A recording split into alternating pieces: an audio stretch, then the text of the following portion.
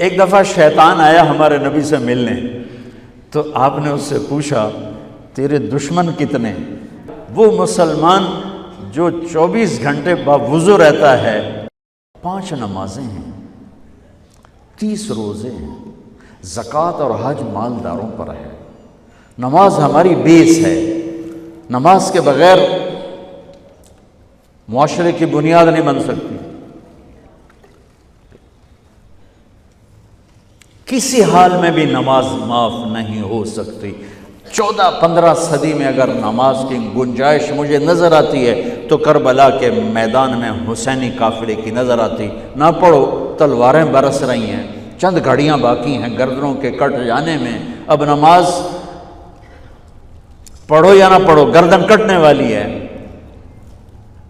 اس کے باوجود امام عالی مقام نے زہیر آپ کے رائٹ سائڈ پر جھنڈے بردار تھے، ان کو اشارہ کیا کہ یہ شمر سے کہو نماز پڑھنے۔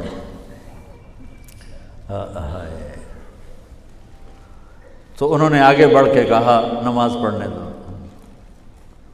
تھوڑی دیر کے لیے رک جاؤ۔ وہ کہنے لگا ہماری تلوار نہیں رکے گی۔ انہوں نے آ کر کہا یہ جواب ہے۔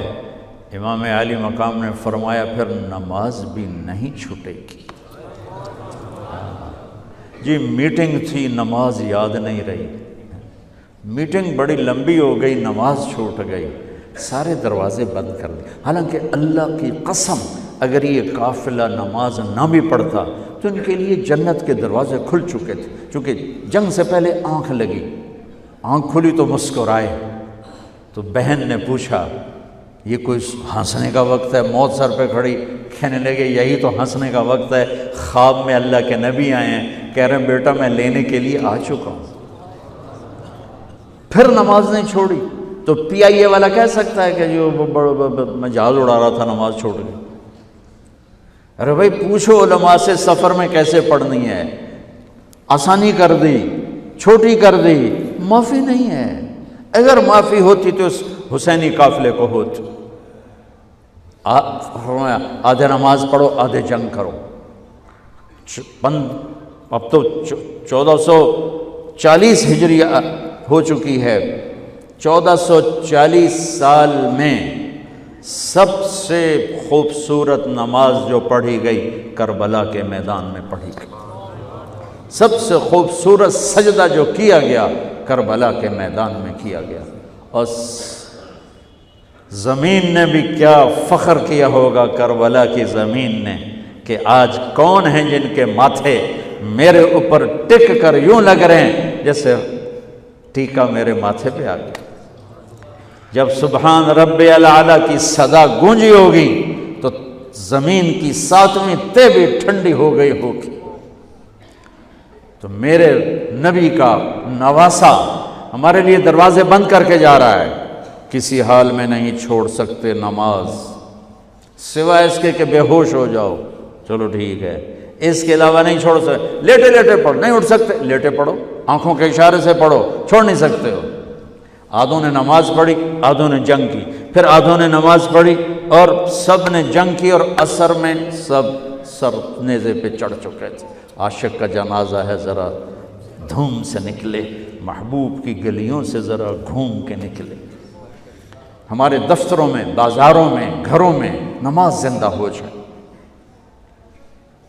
روزہ تو سال کے بعد آئے گا، بیمار ہے تو چھٹی، مسافر ہے تو چھٹی بعد میں رکھ لینا۔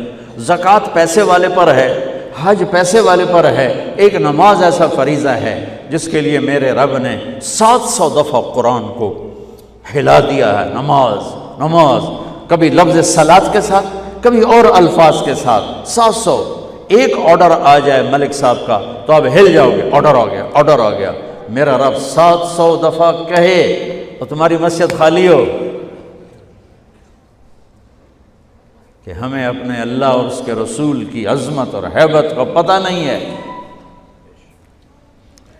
نماز کے بعد زندگی اگر ساری نماز بنانا چاہتے ہیں، نمازیں کتنی ہیں بھائی بولو؟ 6 ہو سکتی ہیں، 7 ہو سکتی ہیں، نہیں ہو سکتی۔ اگر ساری زندگی نماز بنانا چاہتے ہو کہ میری پوری زندگی نماز بن جائے، چاہے میں آفس میں ہوں چاہے میں جوڑیا بازار میں ہوں، چاہے میں جہاز اڑا رہا ہوں، چاہے کھوتا ریڑی۔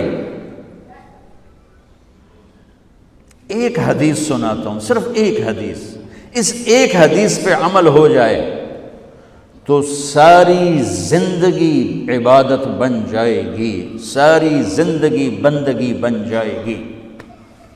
میرے نبی نے فرمایا اربع اذا کانت فیک، کہ میری امت 4 باتیں لے لو۔ میں قربان جاؤں، میرے نبی بڑے بڑے وظیفے نہیں بتاتے تھے، اپنی امت کو مشقت میں ڈالنے سے بچتے تھے، چھوٹے چھوٹے وظیفے بتاتے۔ ایک صحابی ہے، یا رسول اللہ تنگی ہے رزق کی، کوئی وظیفہ بتائیں۔ کتنے لمبے لمبے وظیفے لوگ پڑھ رہے ہیں کہ کاروبار کھل جائے اور روزی بڑھ جائے، کتنے لمبے چوڑے، کتنے کتابوں میں ایڈے ایڈے بڑے وظیفے لکھے پہ، پڑھوں یہ مندہ بڈھا ہو جائے۔ میں قربان جاؤں یا رسول اللہ آپ کی شفقتوں پر، آپ کی رحمتوں پر، سنو یہ کرو، میری بات نہیں ہے، میرے نبی کی بات ہے۔ تجربے کی وجہ سے کرو گے تو کچھ نہیں ملے گا، یقین سے کرو گے تو دروازے کھلتے دیکھو۔ کہ یا رسول اللہ ارید ان یوسع علی رزقی، میں چاہتا ہوں میری روزی کھل جائے۔ تو آپ نے کہا ادم علی الطہارہ یوسع علیک رزقک، تو باوضو رہا کر تیرا رزق کھل جائے۔ کوئی زور لگتا ہے وضو؟ تمہارے ہاں تو سردی ہوتی ہی کوئی نہیں کہ بھئی ٹھنڈا پانی ہے کیسے وضو، یہ تو ہمارے لیے مسئلہ ہے کہ بھئی ٹھنڈا پانی ہے کیسے وضو کرو۔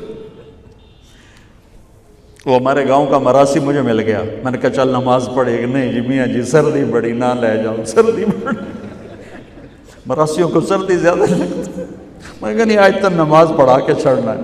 میں اس کو لے کے جب وہ ٹوٹی پہ بیٹھا نا، جو ہی ہاتھ پہ پائیں، اوہ حالے ہو ٹھنڈا پانی ہے، اوہ حالے ہو ٹھنڈا پانی۔ تمہارے لیے تو یہ مسئلہ بھی نہیں کہ ٹھنڈا پانی۔ میرے نبی کی یہ سارا مجمع لے لو، یہ اوپر مستورات لے لیں، ادم علی الطہارہ یوسع علیک رزقک۔ میرے نبی نے فرمایا باوضو رہنا شروع کر دے، اللہ تیرا رزق کھول دے گا۔ اب یہ اللہ رسول کی آپس کی بات ہے تو میری بات ہوتی تو دیوار پہ مار دو، تجربہ کرو۔ نبی کی بات کو تجربہ کر کے نہیں کرتے، یقین کے ساتھ کرتے ہیں۔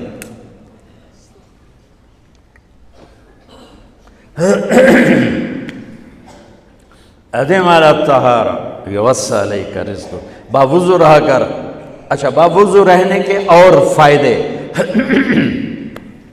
اللہ پیار کرتا ہے، شیطان ڈرتا ہے، اور وضو ہوگا تو نماز آپ ہی پڑھی جائے گی، چلو یار وضو ہے 4 فرض ہی پڑھ لو گی۔ ایک دفعہ شیطان آیا ہمارے نبی سے ملنے، تو آپ نے اس سے پوچھا تیرے دشمن کتنے؟ کہنے لگا 15۔ آپ نے فرمایا کون کون ہے؟ کہنے لگا پہلا تو تھوڑا ہی نمبر ہے، پہلا نمبر تو تھوڑے نال میرا لگو ہے۔ پھر کہنے لگا وہ مسلمان جو 24 گھنٹے باوضو رہتا ہے وہ میرا بڑا دشمن ہے۔